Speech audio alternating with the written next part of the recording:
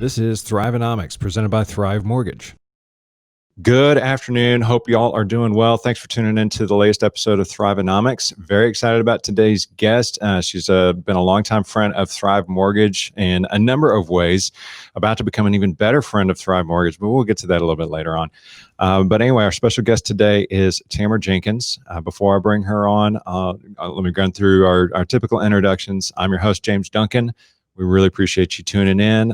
Joining me up in our Dallas studio is Raul Espinoza. Hey, what's everybody. going on, Raul? Oh, man. Just enjoying life as usual. Playing as with all usual. These toys, this podcasting, all these mics. We're almost there, James. We got the Roadcaster. We got the mics going. So a few more things. You are living furniture. You are living your dream, aren't you? I am. It's really the enjoying it. Thing. So. All right. Well, cool. Well, glad to have Raul running things so that I can take care of the conversation. And let's go ahead and jump into that, shall we? Joining us today on Thrivenomics is Tamara Jenkins. Tamara is a certified fitness professional. As I said, she's been a good friend of Thrive for a few years, and we actually have had her join us at our annual company summit the last 2 years in a row. And she was probably, she stole the show. She was probably the biggest hit in terms of all the different seminars. Yeah, there was all this business stuff going on, but everybody wanted to come see Tamara and get to meet her because she led us through some like midday stretch exercises. She was constantly talking to folks about just overall fitness and wellness and everything. So Tamara, welcome to Thrivenomics. It's about time that we had you on the show. So how are you doing today? Thank you. I'm doing great, James. Thanks for having me. I'm excited to be here. Absolutely, we're excited to have you. And we were going to drop this surprise bombshell. This episode of Thrivenomics. You're going to want to watch the video version because in just a minute, Raul is going to put on his leotards and his stretchy pants, and Tamara's going to take him through a series of exercises. I'm just kidding. Are you ready? Oh man. Well, I'm a little upset that James had great theme music. I didn't get any. Where's my theme music? That's all I wanted. I just want some theme music. We'll add that in post. Okay, thank you so much. I appreciate that. We can work on a theme song for you. Yeah. But anyway, so Tamara, let's get into the conversation here. So you weren't always you didn't go to school to become a fitness trainer. You didn't go to graduate with like a kinesiology degree. You actually graduated with a journalism degree, right? That is correct. I spent about 15 years in advertising prior to transitioning into a fitness career. So totally different change. And I'll give you a little secret. I was a lead at one of the largest fast food companies in the world. I won't say what it is, but I used to work on that piece of business. So I spent 15 years getting you to eat fast food. Yes, I should. So this is your penance. So you got people fat, and now you're getting them skinny again. Exactly. So now I've totally went the opposite direction. That's good though. So that is good. Yeah. It's funny. My wife is a cath lab nurse at a local hospital, and every time we see somebody who is reasonably overweight or engaging in very unhealthy habits, she'll just kind of lean over to me and whisper in my ear, "Job security." And so it's one of those things where health and fitness and wellness, that's huge topics, especially these days with in the current environment of what's going on, and a lot of people being kind of bound to either home life or having limited involvement outdoors and limited involvement with exercise. So people are kind of having to get creative. So we'll definitely get into that in a little bit. But let's talk about the transition out of the corporate world, out of advertising, and into the world of fitness and health and health training. So what was it? Was there any particular event, or was it a series of events, or just a general desire, your passion about fitness that led you to leaving the advertising world and getting into physical training? Sure. It was actually a series of events. So I spent, it was kind of interesting because I was so driven in the world of advertising. I had all these goals, everything I wanted to do, and I felt like I kind of accomplished them. I did everything I wanted to do. So I pretty much became a VP there. And it was like, okay, I've reached the top. I've reached the mountain of what I wanted to do. Then I started a family. then I knew I was going to be, I had a travel schedule, everything going on, and I really wanted to focus on my children. So I thought, well, let me see where I'm going to go with this. So had that baby, and you know how that is. You're like, I'm never leaving my child. So I decided to walk away. And another big part of it was right in the middle of all that, my mom was diagnosed with diabetes and had a lot of issues, and ended up subsequently passing away from diabetes. So that was kind of eye-opening to me. And then I am one of 6 siblings, and 5 of my 6 siblings are either diabetic or pre-diabetic. So it's just part of our DNA, part of our gene pool. Yeah. So that made me that was eye-opening to me that we need to make some changes, and there's some things that we can do better. So those kind of things, family plus losing my mom, were kind of what led me down this path of fitness. And I always had it as a part of my life. I was always a very athletic person. I always danced, always cheered, always worked out. And then I just kind of fell into this fitness component of it. So didn't look back after that. Yeah. I mean, that's great that you found like you're doing your career off it too. So it's like you have your fitness, and then it's a part of what you do every day. Because that's really hard for people to be able, like I sit down all day at a computer, like an iPad. And so it's hard for me. I have to really go out of my way to do exercise. Absolutely. So, I've been doing it lately, but yeah, it's pretty hard. But that's really cool that you actually found, Yeah, I always say you just turn your passion into profit. So that's really what I wanted to do. I mean, it was something I always did. And it honestly was by accident. I went to the gym after having my child, and I'm a cheapskate, just so you guys know. Really cheap. And I didn't want to pay for the gym membership. And I saw that they were hiring fitness instructors. And I'm like, do I get a free membership? Yeah. Then I was like, I could teach a class. Nice. And then honestly, I went through the training and I started teaching because I didn't want to pay for the membership. Yeah. No joke. That's how I started. And then I taught a couple of classes, and then I fell in love. So good. Yeah. It's coming from there. That's awesome. Well, that's a really cool story. And, I can vouch for Raul's comment because I knew, I remember when he kind of started his own exercise regimen and knew that he wanted to make some lifestyle changes of his own, and he started working out more regularly.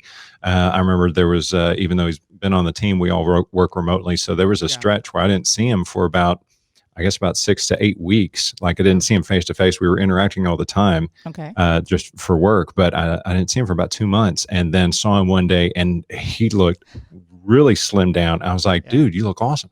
And so Raul definitely has taken that. Look at that. He's like pre-corona. No, you're still looking good over there. Oh, no, so I've gained, I actually have to admit, I gained about 10 pounds though. Okay, we're not going to talk about that. We're going to fix that. But I did talk about how to get it off. I did lose almost 60 pounds though. That's amazing. So it was just like, did a lot of fasting and a lot of fitness. It's honestly beyond amazing. It's life-changing. Yeah, so it you is. just changed your God. life. I can't even, I can just go on about all the little things that I didn't realize were related to my, just being like overweight. Right. Just my feet. I don't have problems. My sleep is like so much. There's so many, I can tell you how many things are related to that. It's like diabetes and those kind of things. It just slips up on you. Little things like, wow, this ache and pain. Why am I not feeling this way? My feet. And then when you lose that weight and why am I so tired? You're like, wow. Gone. I just got used to living that way. Yeah. I didn't realize it was happening. So you buy the shoes to help your feet. You buy the clothes to help your weight. You do all these. You take medication to sleep. You do all of these things instead of fixing the problem. Yeah. And so when I did that, I had no idea how many things were related to that. So Corona high five to you right there. Boom. There we go. Just a Corona high five. Yeah. There we go. Awesome. Congratulations. Well, anyways, back to Tamara though. Oh. Back to Tamara. No. That was great. I love that story. I love it. Yeah. So let's talk about the transition. So after you started teaching a couple classes, what was it that kind of spurred you into starting your own company, starting your own branding, which obviously you're wearing it right now. So hopefully you're watching the video version of this, folks. But Sculpted by Tamara is your brand. And so what started that? Well, honestly, I went from teaching group fitness, so in a group setting, and then I became a personal trainer. So I literally went back, got more certifications, started really wanting to understand how the body worked to make me a better group fitness instructor. So that's how much I was into it. And then I kind of just transitioned into personal training, and it was just going from there, it was just easy to like, oh, I'm going to start training people one-on-one. You have people in your group settings. Hey, do you do personal training? And I would get that all the time. Then you sit there and start going, 10 people just asked me if I did personal training. And I could have 10 times X is, well, yes, I do personal training. So that's kind of how it started, just because I was very fortunate that my classes got very popular very fast. So from what I understand, it's not the norm, but I didn't think anything of it. I was just having fun in class. And then all of a sudden, all these people were just there. Well, they were a lot of fun, because the couple times you were at the summit, I was like, oh my God, this is fun. And then we got like a lot of great footage of it also. So that was great and too. You have some good dancers. You didn't know you had a lot of good dancers at Thrive. Who knew, right? So when Mama Janet Decker, when she did that little rump shaker thing, the first summit that you came to visit, I was floored. I was like, good Lord. I mean, I knew she was Greek, but everybody was like, their jaws dropping all over the room. Yeah. Right, you're going back going, is this okay? Yeah, I'm not even joking. You were twerking. Do you want everybody to see this, or do you want me to cut this out the video? Yeah, I really did. I sent it out and I was like, right. Yeah, I sent it out and I was like, love it. Please approve it, because this is really it's great. It's day 2. Do you regret what you did? Do we need to tear this up? Do we need to destroy it? Let me know. Yeah, but it was a lot of fun. Everybody enjoyed themselves. Awesome. And that's really why I wanted to include that in the video, because you can just see everyone enjoying them. You have a really good stage presence, and just the way you bring everybody up, and just Well, thank you. It was really cool. It's just fun, you know. I'm just being me, and it's just fun. Yep. So, and if people can feel that energy, I always tell people this type of job is an exchange of energy. And if I'm throwing energy out at you, you're giving it back to me, and then we both leave full. You know, so that's always the thing for me. If I'm in a group and they're not giving me that energy, I'll tell them, hey guys, I'm giving you everything. I need to get it back. So we both need to leave. There's times after I teach, I have to sit in the car for about 15 minutes and just go, I just got to get it back together, because I really feel it that much. But then I have to kind of calm down and settle and everything. So I do. I love what I do. So yeah, it definitely shows. Awesome. And that's definitely a sure sign that you are walking in your passion, is when you can, after you have led a class for 30, 45 minutes, an hour long class with your clients, and still feel that way and still be that energized. I mean, there's only one thing that gives you that, and that's really living out your passion. And so that's absolutely commendable. So let's talk about those clients. Let's talk about that class. I know that previously you were really big on, you were basically building your branding based on having those live classes with people all in the same room, like 5 feet from each other, breathing hard and sweating everything out, and teaching them dance routines and all the exercises that you were leading them through.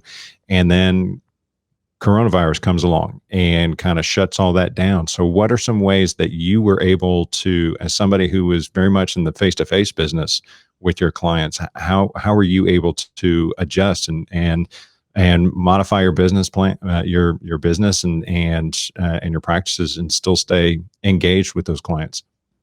Great question. The power of social media kicked in. Yeah. Look at that. See how that works? So that was the big thing for me. As soon as it hit, of course, everything shut down, especially the gyms. And I was actually getting ready to open up. I was renting out space at a facility, and then I was getting ready to open up my own facility within my home. So I had moved into a new home, built a section on my home to where I could train individuals. Then Corona hit. So I instantly went online, because a lot of my members reached out to me. Thank goodness I had such a loyal group of people that were able to say, hey, Tamara, what are you going to do? So are you going to get on Zoom? Are you going to get on live?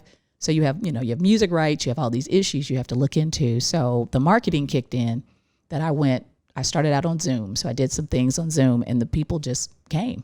It was just, hey, we're not going to stop the ball rolling. We're going to keep it going. And then I started doing a lot of stuff on Instagram. So I give you some classes on Instagram, and then I was doing some of them on Zoom. So it was just going from a virtual, from a live class to a virtual class, and the people just followed. And it was great, because I've been teaching for a while now. So people move, and then I had people that were like, Tamara, I used to take your class before I moved to Austin, or Tamara, I used to take your class. Now I live in Colorado. Now I've never found another class like yours. And, sometimes things just happen the way they need to happen. And I know this has been, forced me out of my comfort zone.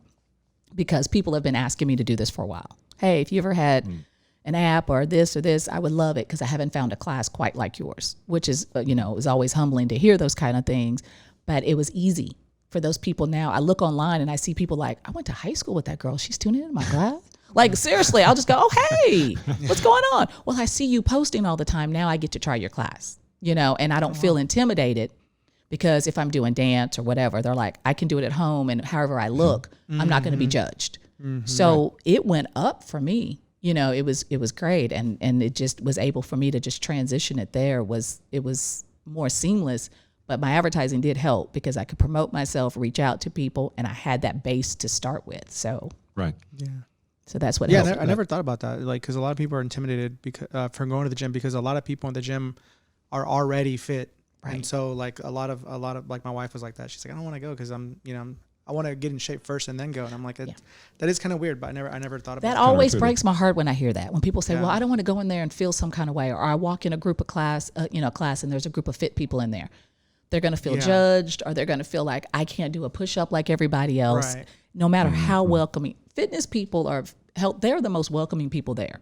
Right. If you're doing a push-up on your knees and you're struggling, they're going to be clapping and they're going to be down there with you. Right. But if you're not feeling that way about yourself, it's just one of those things that it can make somebody come in and go, oh, I had a horrible experience. I'm never coming back. Yeah. But if they are able to actually be able to do it at home, they don't feel so, like, hey, if I am struggling, nobody's seeing me struggle but my cat and my dog and my my husband or whoever. So that's cool. And they'll love you anyway. Right. Yeah, right. Right. And they're just looking at you, so who cares? Your dog will love you. Your cats will always hate you no matter what. Cat's gonna look at you like, what are you doing? Yeah. Dog's gonna be trying to do it with you. So it just depends. Yeah. That's true. Yeah, but they'll be complaining, my human is broken. Exactly. So it's actually kind of I don't want to say it was a positive result, but it effectively was a positive result of the COVID-19 nuttiness that we endured, that you were able to, one, it was positive for you, not just financially because of the increased reach that you've got, but also, as you pointed out, kind of bringing you out of your comfort zone and finding a new niche to serve. And so that part is really cool. Is this something where, let's say, they fix COVID-19 tomorrow, they got treatments that just eradicate it forever? Are you going to go back to, or would you go, since we're talking hypothetically, would you go back to getting your own studio and focusing on building the in-person classes? Or now that you've had a taste of how impactful putting all this information and putting all these classes out on social media is, would you say, you know what, this is going really, really well, I'm going to keep doing that piece? Or would it kind of be a hybrid of both? Right now, and I think I'll continue, it's a hybrid of both. Because I do like that face-to-face. You love giving out, once COVID's over, high fives, and just seeing people change, seeing their bodies change. Like you said, you can look at Raul, oh my goodness, you look great. That does wonders to somebody's self-esteem, to get them to keep going. Right. Wow, somebody noticed I lost weight. The class is noticing, my instructor is noticing. Yeah. So right now I have a good hybrid. So for some of the gyms, I'm actually a virtual teacher for them. We do it on Zoom. I am, contracted with them, and we actually do it. I do my own, and then I have some, and I am now starting to take clients in, very limited. But so I'm doing a combination of both, and I love it. So I can build it around my schedule. But I was teaching and in the gym numerous hours before that, and now I'm teaching less and making more. So that's a good thing. That's a strong business model. That is a win-win. Absolutely. Well, okay. So now that we kind of know a little bit about your background, so is there a particular style that you would don't know that you're probably not into labels, but is there a particular style that you would attribute to the kinds of exercises that you lead? Is it more dance? Is it more just straight up cardio, or how would you describe it to somebody who's saying, if I come to your class, what am I going to do? It depends on what class you sign up for, but I pretty much can teach or fake just about everything. So I thought I heard fake. Yeah, I can teach or fake just about any format. So I started out as a dancer. So that's what people knew me for. Then I went and got certified as a trainer. So I do strength training, I do functional training. I can even fake a yoga class. So I can do everything but cycle and step. Just not my thing. Not that I can't teach it. It's just you don't see the passion behind it. Cycle, it's just not comfortable, the seats. And I know people love it. Nothing against cycle if you like cycle, I'm just saying. Yeah. But I do a little bit of everything. So it depends on some of my class. I have a class that I use all resistance bands. And I do a band class. So I just try to throw in something. Variety is great. So I try to throw in a little bit of everything in my classes. Gotcha. Okay. Good enough. Let's talk about being in this environment that we're currently in, with just a lot more limited accessibility to going out and hitting the gym, or just being a little bit more homebound than we used to be. What would you recommend as some just basic activities that somebody who wants to remain some level of activity and doesn't want to just become a couch potato and sucking down a bag of chips every afternoon while watching Netflix? What are some easy, basic exercises that folks can do in their home, that with maybe stuff that they've got lying around the house already? I always tell people your body is your best tool. You can get a great body weight exercise. So if you've got a chair and you get up and out of that chair, you tap that chair 20 times, you just done squats. So that's pretty basic, and if you have a child, hold that child, do those squats. Now you got load.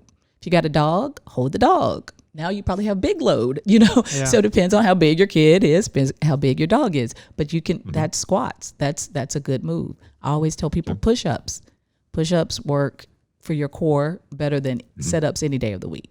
So you could start push-ups on the wall. You could start push-ups on that same chair. You can start push-ups on the ground. You can progress it. So those things are easy. Tapping your leg up and down a chair. You can just use a chair and and I've done that on some of my Instagram pages. I just had a chair. And it was like, hey, if you travel, and I used to do it in my classes, if you travel, if you're home and this is all you have, I can give you a complete workout in their chair, and people are dying. People are just like, who knew it's a chair? I'll never look at my chair the same way again, ever. Yeah. So those things are really easy. I always tell people, if they have, the laundry detergents now, the big ones, the ones with the spouts that you can pour. Yeah. You get 2 of those. Yeah. You get 2 of those. Those are dumbbells. Those are heavy. You get 2 gallons of water. You just buy the water. You use that. You can do flies. You can do certain things. It doesn't have to be this big thing, and people are buying very expensive equipment and signing up for things. Fabulous. But if that's, if you've lost your job and things are tight, you don't need all of that. You can get a good workout. You get a good workout. Yeah, I can definitely, also, I definitely agree with that, because I did CrossFit for a little bit, and I'll never do it again. I'm not going to say anything about CrossFit. Yeah. Well, no, it actually didn't really, I thought it was getting into shape. Right. It really just got me more fit, or muscular. Yeah, more muscular, but I didn't lose my belly. Okay. So then I realized, that's not really for that. But anyway, but some of the things we did do in there were box jumps. And that's insane that you can just jump up and down on like a box, and it's the hardest workout. Right. For me, it was so effective. You're right. Just in the body, like normal, everyday stuff. And so when I go for walks now, if there's areas where the concrete's high or something, I'll do kind of jumps out, because it just, it gets your heart going, and wow, it's a really good workout. And it's something so basic. You don't need to buy anything. Exactly. And it's so interesting, because I was at the park a couple of days ago, and a lot of the parks have those little workout stations now. Yeah. And you, if you don't have anything, you can go to those little stations, and they have step up 10 times, and then and this one actually had progressions. It was if you're a beginner, do this. If you're advanced, go to this one. And it was guys, it's at the park. All you have to do is go through this little sequence. The equipment is there. Yeah. Or if not, you can use the curb. You know what I'm saying? Yeah. So there's options, and there's always a way. So. Yeah, there always is. Yeah. I use there's some park benches on the trail I go, and so every time I walk, when I go past the bench, I jump on it and I jump off. Absolutely. On each one. And there's probably about where I used to live, about 10 of them on one side. So you just walk, jump off as you walk, and that's fabulous, right? You're getting it in, free. So it's free, right? It's free, and it's easy, and it's perfect. So it's not easy. Was not easy. Well, sometimes it's not easy. I agree, but it feels so good though, right? No, it does. Afterwards, I mean, your body, afterwards, your body is like, thank you, I appreciate this. During it, it's like, no, it doesn't appreciate it, but so good. That's awesome. Yeah, mine definitely screams at me like, "What are you doing to me? Why do you think this is a good idea? What's happening? Why do you hate me?" So, all right, so let's talk a little bit about nutrition. Because I know that you're a big proponent of not just what we put out of our body in terms of the exercise and energy and sweat, but also what goes into the body as well. So, what are some dietary habits that folks can change during this time, especially if they find themselves a little bit more sedentary? They probably are going to need to watch what they consume a whole lot more than folks who are maintaining that a consistently high level of activity. So what nutrition suggestions do you have for folks? Absolutely. I hate to say this, but no fast food. Yeah. No fast food. Despite the fact that you used to work for the enemy. See, don't say anything about that. So some of my best friends are franchisees. So no. But honestly, little changes. Like I try not to tell people just drastic things. You can, eliminate sodas. Eliminate, cut back on the liquor. I know that's hard for some people, but James. No, I'm just joking. But find one or two things you're going to eliminate out of your diet. People know when they're eating crap. So you're like, hey, I've been going to fast food. I eat 3 or 4 times a week. I'm only going to go twice this week. I usually go 4 times. I tell people just cut back like that. Then after a while, you'll go, oh, I've only been going twice a week. Maybe I can go down to once a week. Go down to once a week. You're going to replace it with something else.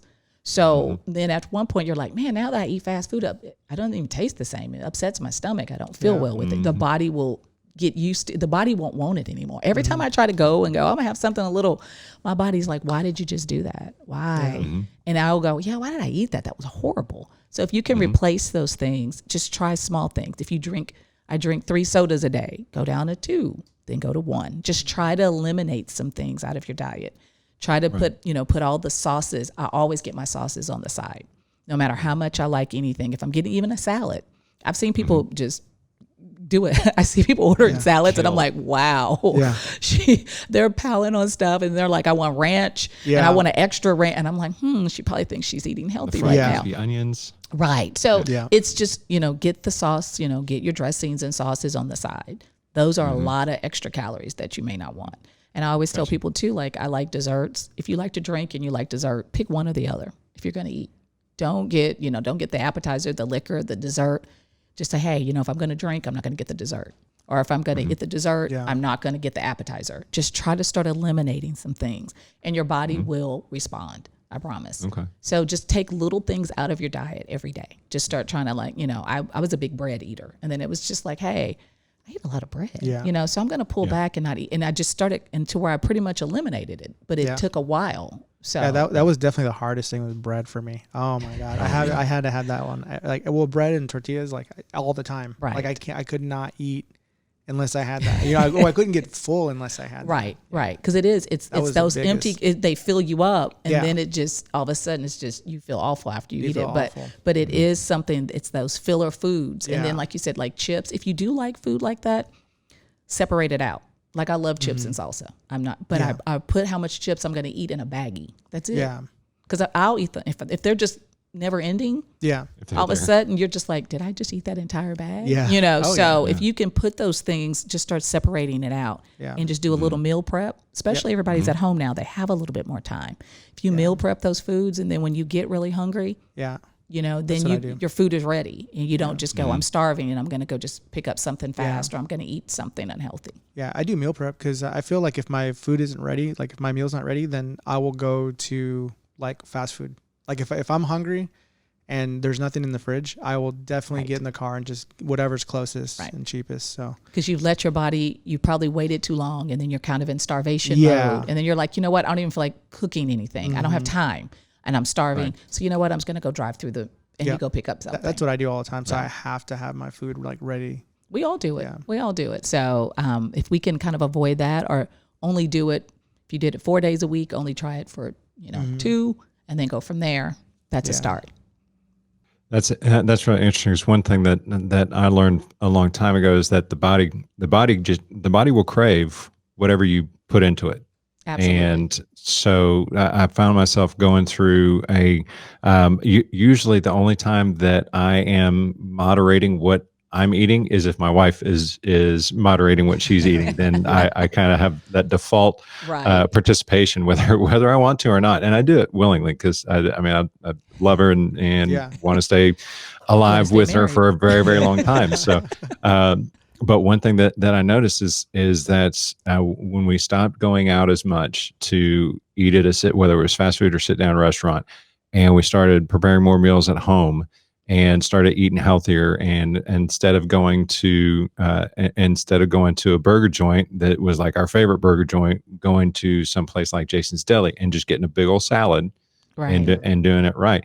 The more we did that, the more the healthy stuff is what we craved. Instead of like, oh, pizza. Instead of doing that, we were finding ourselves kind of steering towards the places that tended to be a little bit healthier. So thinking about replacing certain things, which is what you mentioned. Let's say somebody has a definitive palate that is geared towards picking up a Dr. Pepper rather than picking up a jug of orange juice. Raise his hand. What would be a good substitute? You mentioned substituting sodas. What's a good substitute for that for sodas?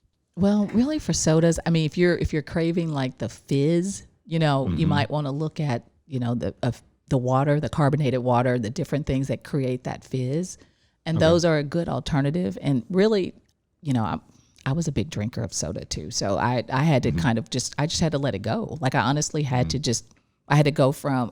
I mean, at one point, I used to drink probably 7 sodas a day when I added it up. And this was when I was back in high school. I used to drink, I was a Pepsi drinker. I used to drink. And I honestly, at 17, I started having chest pains. Like that. My mom had to take me to the doctor because it was like I was just drinking. That's what we figured it was. So I had to just cut back. I just had to start cutting. So now, if you just start eliminating how many you have, if you drink a lot of them, just say, hey, you know what? I'm going to drink half of this today, or I'm going to only have 2 instead of 4. At one point, when you go back to drink it now, you'll go back and go, God, this is so sweet. This doesn't even taste good to me anymore. So it's almost one of those things, if you can kind of find another fizzy alternative to drink, put some, fruit or lemon or something in it to try to replace it, and then eventually just kind of get it out of your life. You'll be happy. All right. I'm almost scared to ask this question. How do you feel about coffee? Well, I mean, some people swear by their coffee, so I think coffee, if you drink black coffee, I think it's okay, a little bit of it. But if you're putting tons of creamer and sugar in it, then that's a lot, as Raul picks up his coffee in the middle of the day. So you said black coffee. I'm good. Okay. Yeah, a little. I think that's okay. I think you're okay. All right. You're okay. All right. Good to know. Thank you. You're welcome. And no, I did not pay her for that endorsement of coffee as an excuse to keep drinking it. So Raul, what do you put in your coffee? I use heavy cream, but like for instance, like right now I haven't eaten yet.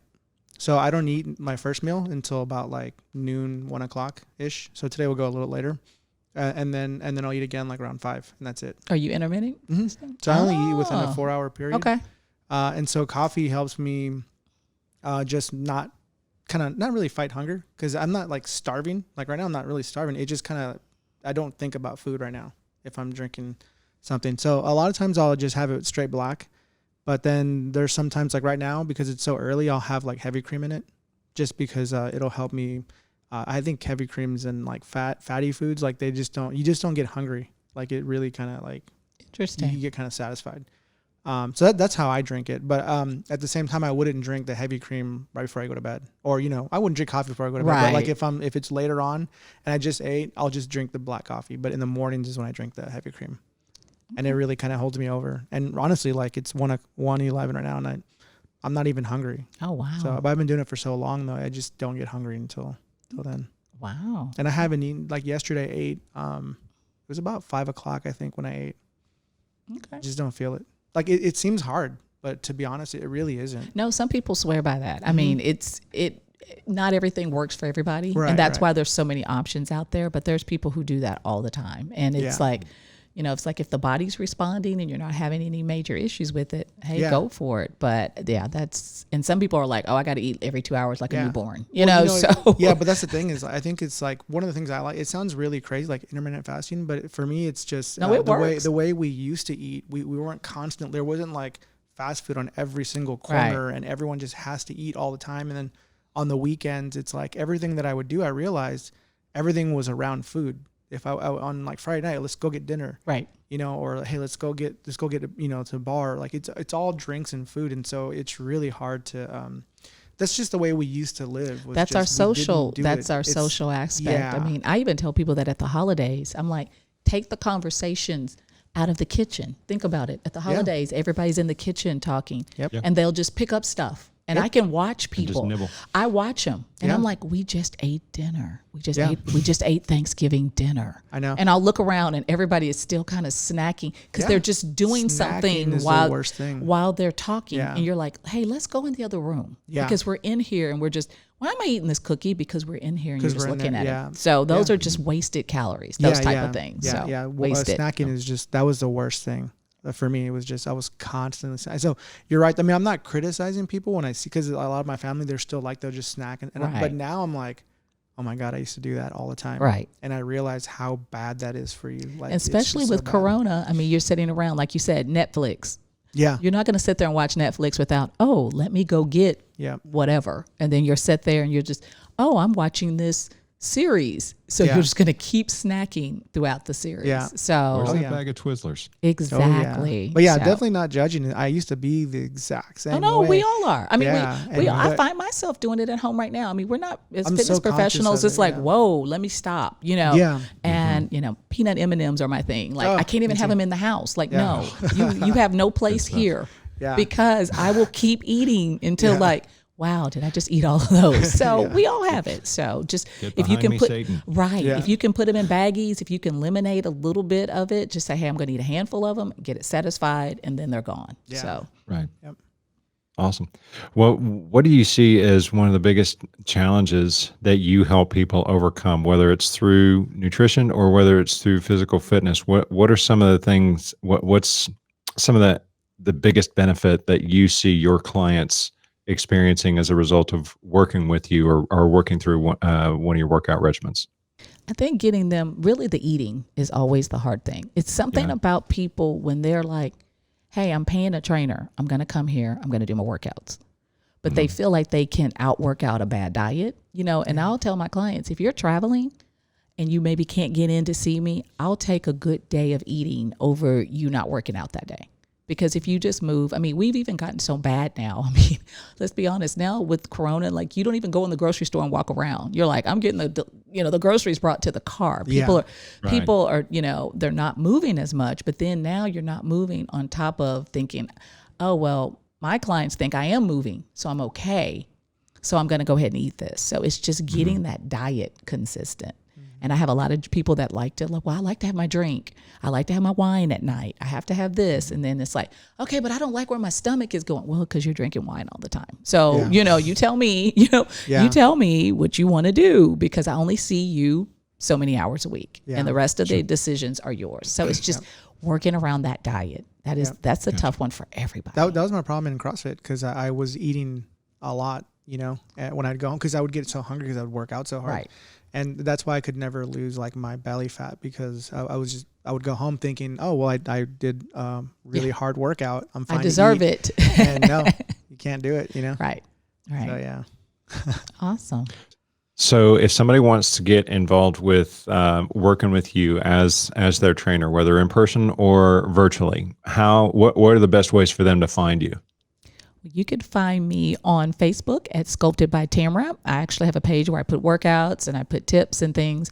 On Instagram and Twitter, it's at SB Tamara. So Sculpted by Tamara. So SB or Sculpted by Tamara. Come see me. There you go. Awesome. And any website addresses that you want to throw out there? Any websites or are you on YouTube or anything like that? I'm on YouTube by Sculpted by Tamara, so I'm on YouTube. But I mainly hang out on Instagram. That's been my favorite platform where you're going to see me more. I need to get on YouTube more, but I just love Instagram for some reason. It's fun. All right. It Yeah, is, I it is love fun. Instagram too. That's Excellent. my favorite one also. Instagram is your favorite role? Well, it's because I don't really consider YouTube social media because it's just not the back and forth. Exactly. And See, I think but that's. I'm almost all day on YouTube. But I mean, aside from YouTube, I love Instagram. I do too. I love when I'm teaching and I see people commenting, and now I can click on and have some people come and work out with me. Hey, if you want to come on live with me, click on here. So I think that's what I like about it. I like that engagement. You know, it's a lot of engagement. It's a lot of fun, and it's really creative. Even for people like you that do fitness. Like there's just so many fun things you can do with Instagram, I think. So yeah, and I'm on all of them. Really, pretty much on SB Tamara. So even on TikTok, I just don't do as much as I should probably on TikTok. But You're on TikTok? I'm on TikTok. Whoa. Yeah. So everybody's on TikTok. What? Right. So I do a few things, but I just got on TikTok to spy on my children. That's true. Yeah, I did the same thing for because of my boys. They were razzing me. I was like, no, I'm hopping on there, and I'm gonna tag you in everything that I post. Right. But exactly. I'm just gonna embarrass you. Speaking of your kids, one of the things that I know that you talk a lot about on social media is, especially with your oldest son, because he's an athlete as well, and I like how you kind of infuse conversations about them into a lot of your workout discussions, a lot of the posts that you make, just talking about them being involved, hugely involved in it, right there alongside of you, and helping keep them accountable and stuff. Because was that a challenge to get them to buy into you? Hey, I'm your mother. I know what I'm doing. This is my job. Because I know sometimes the children don't necessarily want to learn from the parent when it comes to what we do for a living, Right? And they kind of want to go elsewhere for that. How did you coerce him or threaten him, or did he just come willingly into your world? No, actually, he came pretty willingly. He's on some of my videos, and my husband's on there when we do our family workouts. But I think because my husband was a college athlete. So I think it's just seeing, he grew up around it. He's grown up around us being very active. We always go walking, riding bikes. We go do things together as a family. So I think he's just been around it. So it's like, hey, my mom's in here with spotlights and doing stuff. Hey, I'll do it with you. So, so like I said, he's very into his sports. And it helped him during Corona when he was at home, like, well, I might as well do your workouts. So I love that he gets up and works out with me. Now he's back going to school, so you don't see him as much on the videos, but he'll be back. Yeah, he'll be back. Well, that's fantastic. I think that's really, really cool. And I think it just lends a little bit more kind of a humanity or human touch to your branding and to what you do. So I think it's really neat that you have that level of engagement with them. So, well, Tamara, thank you so much for joining us today. We're really thrilled that we've got that we at Thrive have such a great relationship with you, and looking forward to that relationship building even deeper in the future, in the coming months and years. So thank you for joining us today and taking time out of your schedule to come on to Thrivenomics with us. No problem. It was fun. Anytime. Thanks for having me. You guys are great. You have so much energy, so I love it. Cool. Thanks. We try. It's the coffee. Yeah, It's the and the Dr. Pepper. Right. But anyway, well, thank you very much, folks, for listening in. Thank you, Raul, for running the board. Appreciate you as always. And thanks for tuning in to this episode of Thrivenomics, and we will see you soon. Bye, everybody. Thanks, guys. Bye-bye.